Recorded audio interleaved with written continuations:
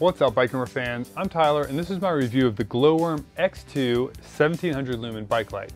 So a little bit ago, we reviewed the larger XSV, or excessive, and these are very similar units. So I thought it'd be fun for this review to do a video and actually show you how you change the lens elements out, pull it apart, show you how all the options work for this. There's a couple of things that set the Gloworm brand apart in general. First is you can adjust the beam output, or the amount of output, the lumen, the brightness, and it's all done on the head unit itself. So you don't need an app, you don't have to plug it into your computer or anything else that's complicated. It's literally a series of button pushes to let you change the different outputs for all of the different settings, low, medium, high, which means you could do this trail side in under a minute if you find that you need to really extend that battery life to get home, if things went wrong and you got stuck out in the woods longer than normal. Fortunately, the batteries do last a pretty long time, so the chances of you needing that, slim to none, but it's a nice option to have. The other thing that's really cool about Gloworm is you can change the lens elements themselves to change the beam pattern. So let's get to the workbench behind me here and we'll pull it apart and I'll show you how that works. So the X2 comes in a little box like this. Instruction sheet kind of shows you the different beam patterns and how to switch between commuter mode and regular trail or whatever mode. Instructions on setting up the remote, which I'll show you in a second, and then some other general information about the different mounts that are available. It does not come with all of these. So, those are the things. Into the box, the wall outlet, the light, and the battery come inside this little case, and the remote. The remote's super cool. I'll show you why in a second. There's a couple of different ways you can set it up, and it gives you a lot of control over the light from your bar, which is awesome, not having to reach up to your helmet and fiddle around. This is the regular battery that comes with. This is a 6800 milliamp hour battery that will last you about 3 hours of runtime with general usage. The retail for this kit, as you see here, is $265. This little battery here is the one that comes with their Adventure kit, which is a little bit less, $212 US, and the battery is half the size. So it's a 2-cell instead of 4-cell, 3400 milliamp hours, 1.5 hours of runtime. They both have a little digital indicator gauge on it to show you where it is, but there's also a light on the head unit itself, on the back here, that will change colors based on how much light you have left. So that's your on and off switch. It's also the button that you use to set it up, and I'll show you those in a second. So 2 lens elements. Those lens elements are all interchangeable, and it comes with quite a few options so you can set it up. So it does come with 3 different lens elements, some already installed: a spot, a flood, and wide. I'll show you the different beam patterns on those in a second. It comes with a GoPro style helmet mount that uses the Velcro straps included in here to attach. Personally, I went ahead and installed a stick-on GoPro mount on my helmet. It works way better than having straps that can like swivel and get loose. And you know, if you're going to use one helmet for a while, you might as well just make it permanent. It comes with a bar mount for 31.8 handlebars. 35mm one is available as a separate option. It comes with this to tighten to the little GoPro style mount that comes in the box. The problem is when you actually have the light head on here, it's kind of hard to get this under there and work, so this doesn't work that great. Use a Phillips head to tighten it, but honestly my recommendation would be to toss that and use a regular GoPro brand mount, because it's a lot more solid feeling, the plastic's better, and the newer ones have the little rubber seal to make sure that they don't come out. So I recommend using an actual GoPro brand mount. The other few things are little non-slip rubber pad to put on your handlebar or wherever to keep things from slipping if the mount's a little bit too loose, zip ties, and a couple of extra screws and bolts and things. But the funny thing is, the little Allen wrenches that come with it don't actually fit the bolts on the front to do the lens element changes, so you will need a set of Allen wrenches to change the lens elements. The rest of it, to turn the light on, you just press the button and on it goes. It starts off in low, medium, high, it cycles back to low. To turn it off, you hold it down, but if you'll notice, before it goes all the way off, it goes to a super dim mode, and that's great for checking a map, hanging out with friends, fixing your bike or something like that without getting blinded. Hold it down for a full 5 seconds, and off it goes. To start off, you just plug the battery in, and I forgot to mention on the opening scene there with the box unboxing that it does come with an extension cable to allow you to run the battery pack down in your jersey pocket or a backpack. So within 10 seconds of plugging it in, you simply press any button on the remote to pair the remote. Every time you unplug the light, it will dispair, but literally all you have to do to repair it is press any button. So the way it works out of the box is, press the button to turn it on, cycle through, low, medium, high, low, medium, high. The other button out of the box will do nothing, but that's okay. Here's what you do. If you want to use these to pair two different lights, say you have one on your bar and one on your helmet, you press this one when you plug in one light, you plug in the other one to its battery, you'd press the other button, and now you have separate controls for each one. Or if you press the same button when you plug in the other light, you'll have two lights paired to the same button. What's cool about that is you can use it either way, but if you hold, press, let go, you saw that it flashed. So now I've got up and down function. So that's full bright going up, but now I've got down all the way low. So it's not going to go. So now I've got up and down on different buttons. And you can do the same thing with two lights if you want. You can do the same controls from here. So hold it down for 5 seconds and it goes off. Now, for commuters, there's a different mode. Give it a double click and you have two brightness modes. Low, high, or if you hold it for a little bit, instead of going dim, it'll go to a flash mode, which is good for commuters trying to get more attention from drivers. Same thing, hold it down for a little bit, off it goes. Now, when you go to turn it back on, it'll be back in regular mountain bike mode. So before we get to the lens element swaps, what we're going to do is show you how to change the brightness output for each of the settings. So if you notice I'm still holding that button, you got to hold it for a solid like 20 seconds. So you turn it on and then hold it. It'll cycle off and then eventually turn back on. Now once it's on, you can cycle through low, medium, and high modes just like normal, and even the special mode, which in this case is dim. Now to set low to a different level, I'm going to double tap. Of course, getting that timing is kind of tricky. So you can see it's trying to cycle.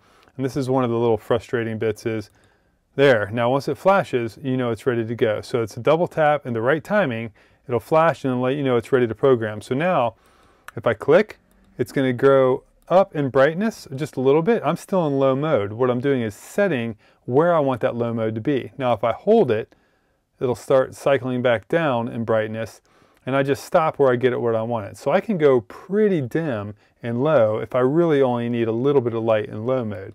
So I'm going to go just a little bit brighter and then double tap again. If I can get the timing right. There, it flashed. Now I'm setting low. Now I can go to medium. Give it a little, oh, go to medium. Give it kind of that medium speed double tap. And now I'm in medium mode and I can do the same thing. So I can hold it to go a little bit dimmer, which is about where I want it because these things are pretty bright out of the box. And I can save some battery by bringing each level a little bit lower and then saving my high mode as super bright for when I really need a lot of light. So now I'm just going to give it a double tap, it flashes, and I'm good to go. So if I want to go back to normal mode now, I'm just going to hold it off, a little go to dim, and it turns off. Now I'm out of programming mode, turn it back on, and it's going to operate just like normal. Low, medium, high, low, medium, high. Hold it for a second, it'll go to the dim mode, hold it for 5 seconds, and it will turn off. And now we've programmed our brightness levels. Okay, let's take a look at the lens elements. So to change the lens elements, you simply use a number 2 Allen wrench and you loosen these bolts like so. Top one, bottom one. And what you're going to notice is there are a couple of pieces here and you want to make sure you don't lose them. So inside here you've got a rubber gasket and a clear lens element, which obviously I don't want to get my fingerprints all over. I'm going to clean this before I put it back together. And then the cover plate. So you just need to make sure you put them all back in order. To get the lens elements out, you can kind of sometimes get your fingernail in there and boop, there you go. There's the lens element, and I'll show you what the other ones are so we can swap them in and out. All right, here's the 3 lens elements that the X2 comes with. So it comes with 2 spot beams installed, and these have about 96% light transmission. These are going to be your brightest ones, but only a 17-degree field of output. The floodlights get 84% light transmission, so it does cut a little bit of light out, but they get a broader 25% or 25-degree light output. The wide is the widest, obviously a whopping 40 degrees of light output. So if you need a big swatch of light in front of you, use one of these. And the key is these lines, these grooves in the lens, they need to be going up and down for the light to go wider on the trail. And so this does about 87% light transmission. So you lose a little bit of light compared to the spot that it comes with, but you get a much broader pattern. And you can mix and match these any way you want. So what's cool is, let's just move this over here real quick. And you basically just drop it in. And so the light comes with 2 of the spots installed. And so you can leave both of those in, or you can put, you know, the flood in place of them. But with the spot, you get a little bit more light thrown down the trail, and then you can depend how much more light you want on the sides if you need to go wider. So the tricky part is getting the seal back in place. With the XSV, the seal's groove is a little more oval, so it doesn't have that little bend in the middle. You can see with this one, the groove has that little bend right in the center, and get it to stay in there, sometimes tricky, especially when you press down hard and the light turns on and blinds you.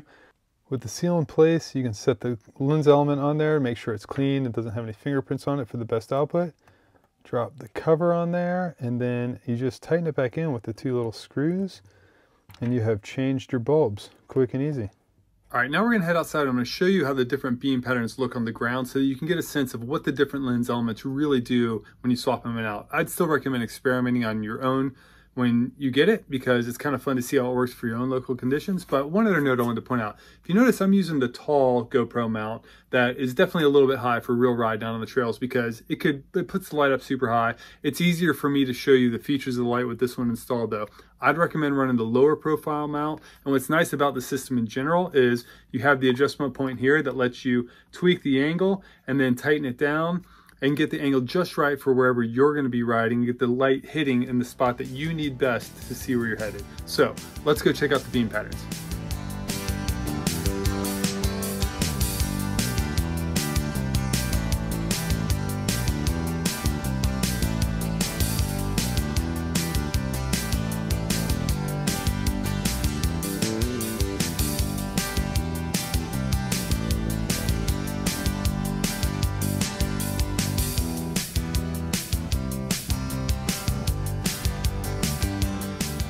Out on the trail, the beam pattern's great, and that's stock out of the box with 2 spots.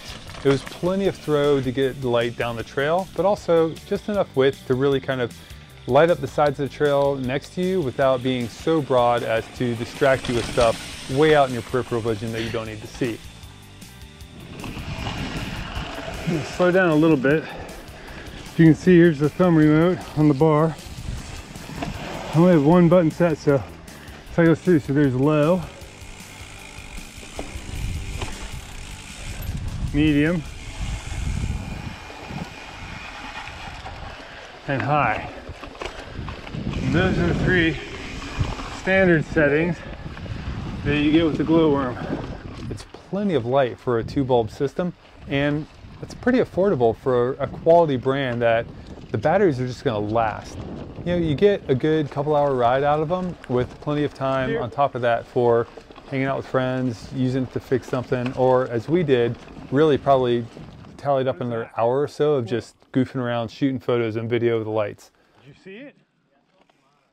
So that's the Gloworm X2. I really like this little light. It puts out a great amount of light for its size. The head unit's super lightweight, so it's not going to weigh down your helmet, which is something I've really noticed, especially if it's mounted a little too far forward or a little too far in the back. It's not going to dramatically shift the weight of the helmet so much. It also just doesn't tire your neck out. And for the money, it's got a lot of options, great battery life, great features, and the light output's wonderful. I highly recommend this light. Check it out if you're in the market. It's the Gloworm X2. Hey, if you like this video and you want more reviews and more great tech features and other fun stuff that we do with some pro athletes and their vehicles, their bikes, and everything else, be sure to hit that subscribe button, hit like, leave us a comment on the videos. We try our very best to answer all the questions and comments that you guys put on our YouTube channel, and of course on the post on bikerumor.com. For photos and like a kind of a still shot of the beam patterns of this one so you can get a more close-up look at how the different lens elements affect everything, go to bikerumor.com and just search Gloworm. That's Gloworm. Thanks for watching, and we'll catch you next time.